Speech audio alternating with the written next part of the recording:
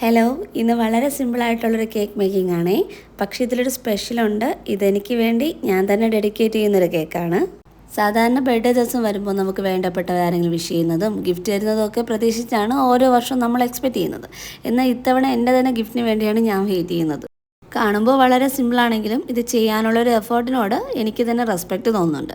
കാരണം നമ്മുടെ ഫാമിലിക്കോ മക്കൾക്കോ വേണ്ടി നമ്മൾ മാറ്റി വയ്ക്കുന്ന സമയത്തിൻ്റെയും എഫേർട്ടിൻ്റെയും കണക്ക് നമ്മൾ ചിന്തിക്കാറേ ഇല്ല. എന്നാൽ എത്ര സമയം നമുക്ക് വേണ്ടി മാത്രം ചിലവഴിച്ചു എന്നതിന് ചിലപ്പോൾ മെജോറിറ്റി പേർക്കും കണക്ക് കാണില്ല. അതുകൊണ്ട് തന്നെ ഈ കുറച്ച് സമയവും എഫേർട്ടും ഒക്കെ ഞാൻ എനിക്ക് വേണ്ടി തന്നെ മാറ്റി വയ്ക്കാൻ തീരുമാനിച്ചത്. പണ്ടെപ്പോഴോ ചെയ്ത ഒരു ഓർമ്മയും കുറച്ച് കണക്കൂട്ടലൊക്കെ വെച്ചിട്ട് ഒരു പരീക്ഷണം എന്ന് തന്നെ പറയാം.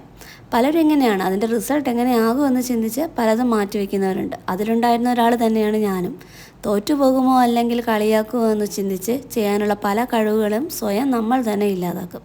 അതിൽ ചിലപ്പോൾ നമ്മുടെ ആഗ്രഹങ്ങളും സ്വപ്നങ്ങളൊക്കെ ഉണ്ടായിരിക്കാം. അതൊക്കെ എവിടെയോ 4 മതിലുകൾക്കകത്തിരുന്ന് പരിഹസിക്കുന്നവർക്കോ പുച്ഛിക്കുന്നവർക്കോ വേണ്ടി കളയാനുള്ളതല്ല എന്ന് മറിച്ച് ചിന്തിക്കുമ്പോൾ തന്നെ നമ്മൾ ശരിക്കും വിജയിച്ചു കഴിഞ്ഞു.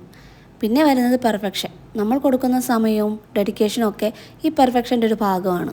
പിന്നെ കാണുന്നവർക്ക് അവരുടെ ആസ്വദിക്കുന്ന രീതിയിലായിരിക്കും പെർഫെക്ഷൻ. പറഞ്ഞു വന്നത് നമ്മുടെ ഇഷ്ടങ്ങളും കഴിവുകളൊന്നും ഒരിക്കലും അതിൻ്റെ സക്സസ്സിനെ ബേസ് ചെയ്തല്ല ഇരിക്കുന്നതെന്നാണ്.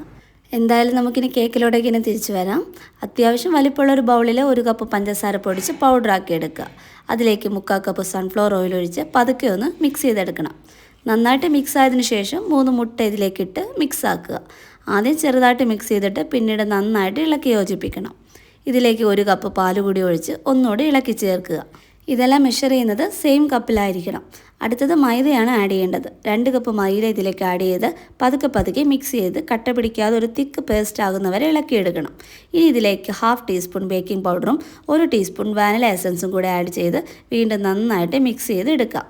ഇനി ഇതൊന്ന് കുറച്ച് നേരം റെസ്റ്റ് ചെയ്യാൻ വയ്ക്കാം. ഈ ടൈമിൽ നമ്മുടെ മിനി ഓവൻ എന്ന് ഞാൻ വിളിക്കുന്ന കുക്കറിന് 15 മിനിറ്റ് പ്രീ ഹീറ്റ് ചെയ്തെടുക്കണം. എന്നിട്ടൊരു സ്റ്റീൽ പാത്രം എടുത്ത് അതിനകത്ത് കുറച്ച് ബട്ടർ തേച്ച് അതിലേക്ക് കേക്കിൻ്റെ മിക്സ് ഒഴിച്ചെടുക്കണം. ഇതിനെ 1-2 വട്ടം ഒന്ന് തട്ടിയെടുക്കണം. ഇതിനകത്ത് ബബിൾസ് നിൽക്കുന്നുണ്ടെങ്കിൽ അതൊന്ന് മാറാനായിട്ടാണ് ഇങ്ങനെ ചെയ്യുന്നത്. പ്രീ ഹീറ്റ് ചെയ്ത കുക്കറിനകത്ത് അടിഭാഗത്ത് കുറച്ച് ഉപ്പിട്ട് അതിന് പുറത്തൊരു സ്റ്റാൻഡോ തട്ടമോ വെച്ച് കേക്കിൻ്റെ മിക്സ് ചെയ്ത പാത്രം പുറത്തിറക്കി വെക്കണം. ഇതിനിടയിൽ ചോക്ലേറ്റ് ക്രഞ്ച് ചെയ്തത് പുറത്തിടാൻ ഞാൻ മറന്നുപോയി. സോ ലാസ്റ്റ് അതുകൂടെ ഇട്ട് കുക്കറിനെ മൂടി അടച്ചൊരു 25 മിനിറ്റ് മീഡിയം ഫ്ലെയിമിൽ കുക്ക് ചെയ്തെടുക്കണം. ഇപ്പോൾ നമ്മുടെ കേക്കിൻ്റെ ഫൈനൽ റിസൾട്ട് ഓൾമോസ്റ്റ് ഓക്കെ ആയിട്ടുണ്ട്. ഇതിങ്ങനെ റെഡിയായി കിട്ടിയപ്പോൾ തന്നെ എനിക്ക് ഭയങ്കര സന്തോഷമായിട്ടുണ്ട്. എന്തായാലും നെക്സ്റ്റ് ടൈം കുറച്ചുകൂടെ ബെറ്റർ ആക്കണം എന്നൊരു കോൺഫിഡൻറ്റും കിട്ടി. ഹാപ്പിയായി.